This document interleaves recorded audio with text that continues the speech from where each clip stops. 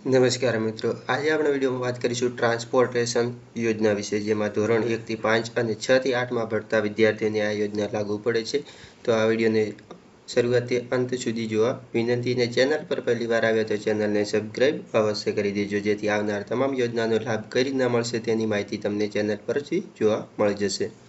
ધોરણ 1 થી 5માં અભ્યાસ કરતા વિદ્યાર્થીઓ 1 કિલોમીટર કરતાં વધુ અંતરે ચાલીને જવું પડતું હોય અને ધોરણ 6 થી 8ના અભ્યાસ કરતા વિદ્યાર્થીએ 3 કિલોમીટર કરતાં વધુ અંતરે ચાલી જવું પડતું હોય તેમને આ યોજનાનો લાભ આપવામાં આવતો હોય છે. કેટલો લાભ મળશે? ધોરણ 1 થી 5 અભ્યાસ કરતા વિદ્યાર્થીને ₹400 અને 6 થી 8ના અભ્યાસ કરતા વિદ્યાર્થીઓ માટે ₹400 એમ ફાળવવામાં આવે છે અને ઉક્ત સહાય બાળકોને લઈ જનાર રિક્ષા માલિકને આપવામાં આવે છે.